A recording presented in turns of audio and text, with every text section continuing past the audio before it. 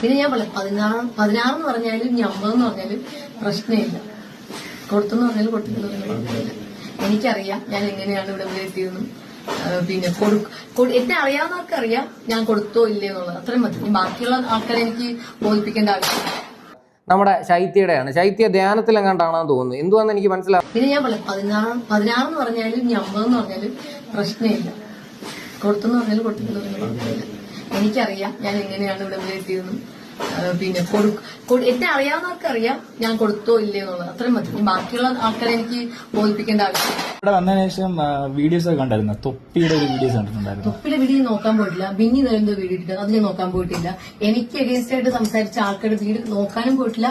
എന്റെ ഇൻസ്റ്റയിൽ കയറി ഞാൻ കമന്റും വായിക്കാൻ പോയിട്ടില്ല. എന്തിനു വായിക്കാൻ പോലും ഭയങ്കര പുച്ഛത്തോടുകൂടി നോക്കുന്നതാണ് കണ്ടത്. പുച്ഛമല്ലായിരുന്നു, സങ്കടപ്പെട്ടിട്ട് തലയ്ക്കൊരു അടി കിട്ടിയ പോലൊക്കെ ഇരിക്കുന്ന മാതിരി അങ്ങനത്തെ ഒരു ഇരിപ്പായിരുന്നു. പക്ഷെ സന്തോഷിത ഞാനോ അങ്ങനെ മസ്താനിയോ കുറച്ച് പേര് മാത്രമല്ല, കുറച്ചധികം പേര് അതിനകത്ത് നല്ല രീതിയിൽ മനസ്സിനുള്ളിൽ നിന്ന് സന്തോഷിക്കുന്നത് കണ്ടിട്ടുണ്ടായിരുന്നു. പുറത്തോട്ട് വന്ന ക്ലിപ്സ് ചിലപ്പോൾ കുറവായിരിക്കാം, 1, 2, 3 പേരുടെ കാര്യമായിരിക്കാം കാണിച്ചിരിക്കുന്നത്. പക്ഷെ ഫുൾ വീഡിയോ നോക്കി അറിയാം. ചാടി എഴുന്നേറ്റ് നല്ലോണം കൂവി വിളിച്ച് നല്ല രീതിയിൽ അവളെ സപ്പോർട്ട് ചെയ്തിരുന്ന, ഉള്ളിൽ നിന്ന് സന്തോഷിക്കുന്ന കുറെ പേരുണ്ടായിരുന്നു.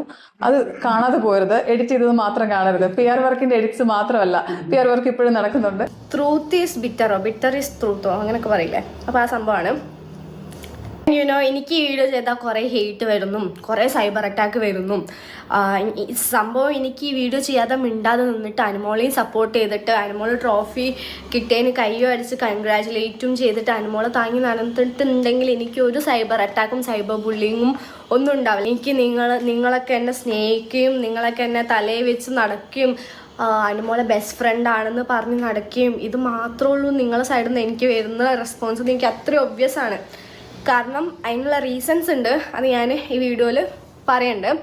പിന്നെ അനുമോളെ PR ആൻഡ് അനുമോളെ എഗെയിൻസ്റ്റ് ആയിട്ട് ആരെങ്കിലും എന്തെങ്കിലും വീഡിയോ ചെയ്യാൻ നോക്കുന്നുണ്ടെങ്കിൽ അവർ അറ്റാക്ക് ചെയ്യാൻ നിൽക്കുന്ന കുറേ ആൾക്കാരോട് എനിക്കൊരു കാര്യങ്ങൾ പറയാനുള്ളത്.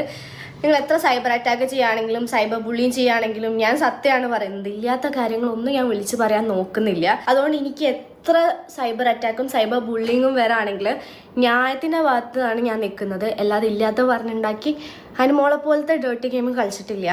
എനിക്കൊരു മടിയില്ല സത്യം പറയുന്നതിലും നിങ്ങൾ എന്നെ അറ്റാക്ക് ചെയ്യുന്നതിലും.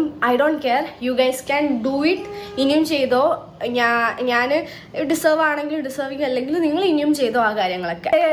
കണ്ടസ്റ്റൻ്റ് എന്നുള്ള രീതിയിൽ അനുമോള് കപ്പ് കിട്ടി. അപ്പം ആ സമയത്ത് ഞാൻ അപ്രിഷ്യേറ്റ് ചെയ്തിട്ടുണ്ട്, കൈ അടിച്ചിട്ടുണ്ട്, ഓക്കെ, സ്റ്റോറി ഇട്ടിട്ടുണ്ട്, എല്ലാം ചെയ്തിട്ടുണ്ട്. കാരണം ഒന്നില്ലെങ്കിലും ഒരു കണ്ടസ്റ്റൻ്റാണ്, ഒരാൾ ജയിച്ച് നമ്മൾ അസൂയ വെച്ചിട്ടോ കുശുമ്പ് വെച്ചിട്ടോ നടന്നിട്ടോ കാര്യമില്ല.